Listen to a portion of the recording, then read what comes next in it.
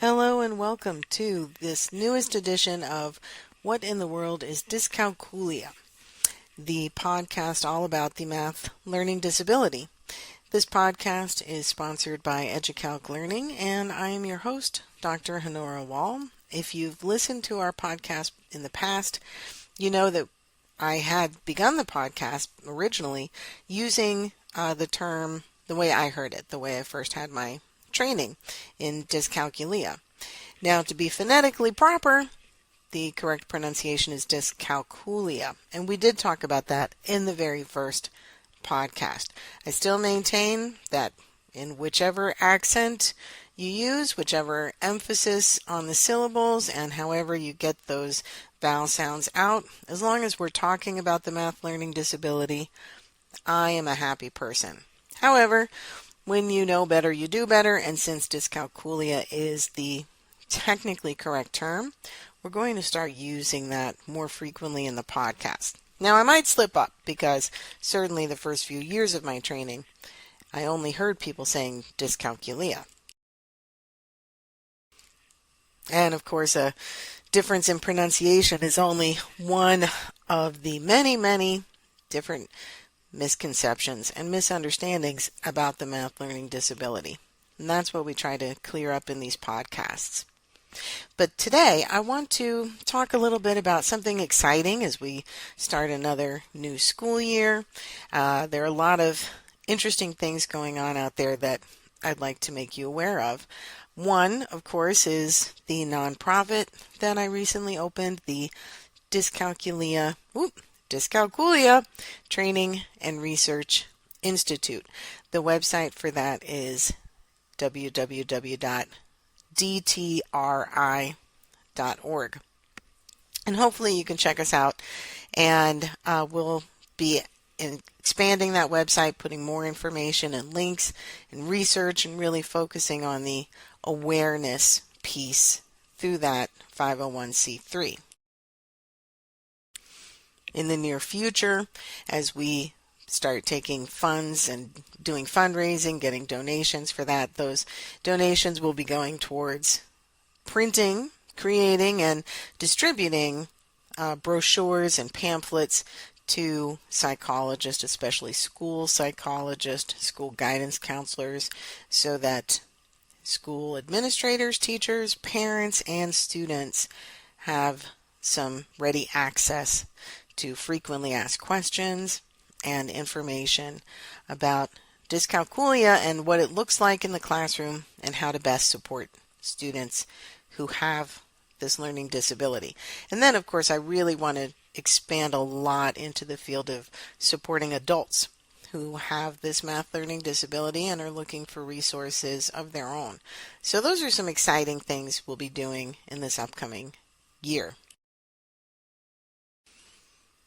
Another thing I'm very excited about is the online math courses EduCalc Learning is putting out that are designed for people with dyscalculia. So the accommodations, interventions, the increased scaffolding, training in how to use the right support tools, the direct instruction, all of that is built into the program by design.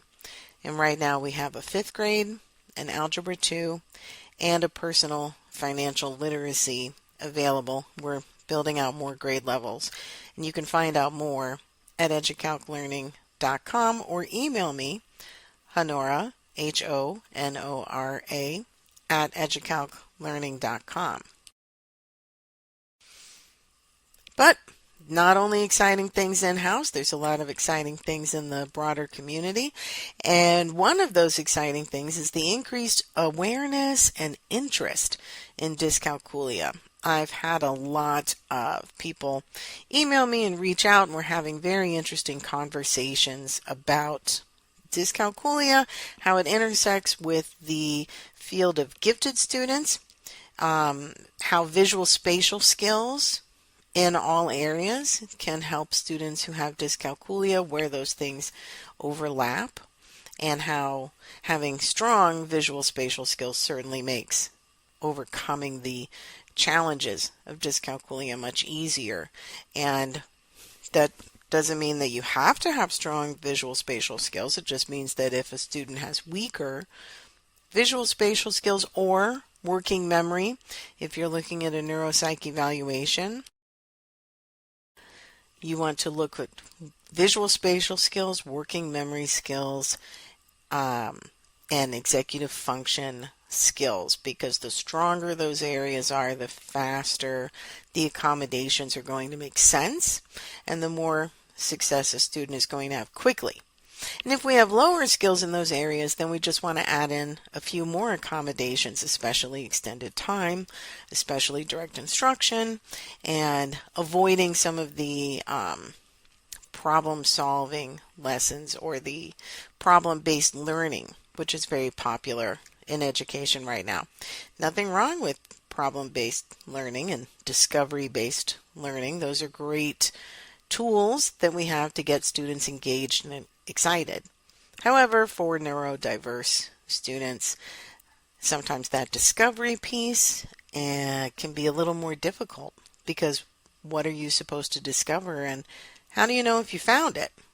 So for educators, if you're using a lot of those types of lessons, make sure you're doing bridge building with students who have learning challenges, because they might not be building the bridge you want on their own, or they might not be sure what kind of bridge they're supposed to be building in their knowledge as they're doing this discovery-based learning. So just help them out. But it's great to have these conversations. I've had people ask for the links to different research articles I talk about in the podcast. I'm happy to share those with you. If you have a copy of my book, Teaching Students with Dyscalculia, there's tons of references in the back of that book. You can get that at Amazon or at your local bookstore. Definitely support your local bookstores, especially the independent bookstore owners. You can also get it on Kindle and still have access to all of those references, or reach out to me and I'm happy to share them with you. I also had a really great conversation with Dr. Sandra Elliott at TouchMath, and many of you are probably familiar with the TouchMath program. And if you visit their website, they're going to explain their work much better than I can. But basically, TouchMath is a way to support the understanding of numeracy, to support counting and adding skills, and to use a tactile interaction basically to strengthen that. And we know that counting on fingers and using our fingers to count and having that tactile touch-based process while we're counting and thinking about numbers is shown to increase neurological connections and understanding and strengthen numeracy. Dr. Elliott and I had a great conversation about dyscalculia, about the growing interest across the K-12 landscape, and how we can support each other in getting more information out there. One of their new products, I guess we could say, it is free, so I hate to call it a product, but one of their things they have on the market is a screener for dyscalculia, and I want to talk about that for a minute. I will tell you, I'm not affiliated with TouchMath. If you go to the website I'm about to give you or go to TouchMath itself, there's no kickback. This is not an affiliate link, just colleagues sharing information. And we both have the same end goal, which is to bring more awareness and more support to people who have dyscalculia. So in that vein, I want to share this dyscalculia screener because I really enjoyed it, and I think it's a great tool for people who suspect they or their children or their students might have dyscalculia. You can take it at any age, and it is quick, it's free, and then you get an emailed report about some strengths and weaknesses and key indicators that may or may not suggest dyscalculia for you. So the website for that is https:// that's a pretty normal setup, and the name of the website is D, as in dyscalculia, YSC, so DISC, test, TEST.com. So sort of a shortened version of dyscalculiatest.com, DYSC test. And again, that's not an affiliate, but just go check it out. It can really help you understand yourself or your students a little more completely in some different areas of number sense and basic fact recognition, and whether or not there's an indication that further testing should be done.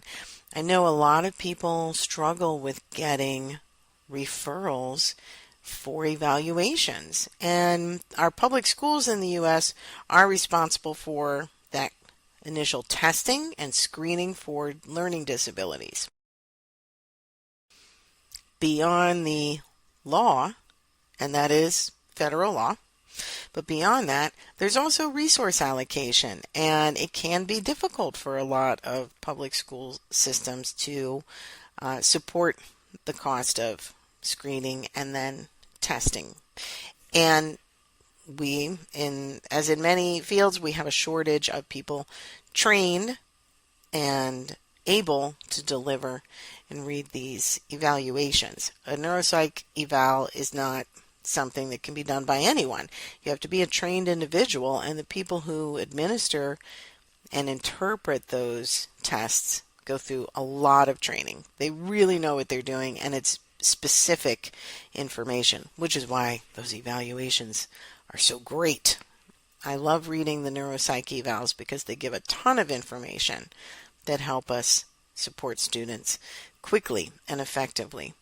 But if you're having trouble getting to that stage, maybe your school is still looking at some early interventions, maybe you're in a response to intervention program, or maybe your idea of there being an issue is different from the school or teacher's idea of whether or not there's an issue.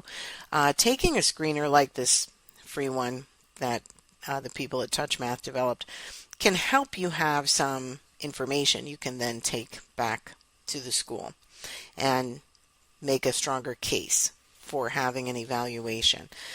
Or you might get a report back that says there are not indicators of dyscalculia, and then you can make some decisions based on that. Certainly not every struggling math student has a learning disability. Dyscalculia is very specific, and we know it affects somewhere between 8 and 12. I like to shoot for 10% of the population, but that means there's about 90% of the population who do not have a learning disability, even though we know that if we're lucky, half of our students are actually passing math at an advanced or even competent math level. So we know a lot of people struggle, but there's a lot of different reasons for it. And finding out more information about what the problem could be will help you and your school, or as a teacher, help you and your class get the best resources and support. The other good news in that conversation is that when you look at the appropriate accommodations and interventions for dyscalculia, they're going to help everybody.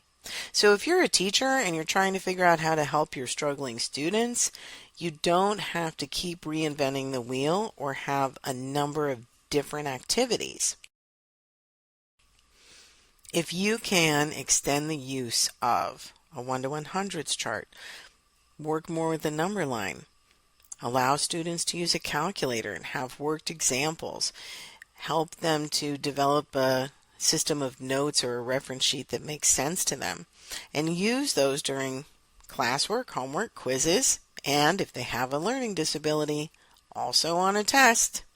If you'll put in those accommodations and use more direct instruction as your intervention, then everyone is going to get better at math.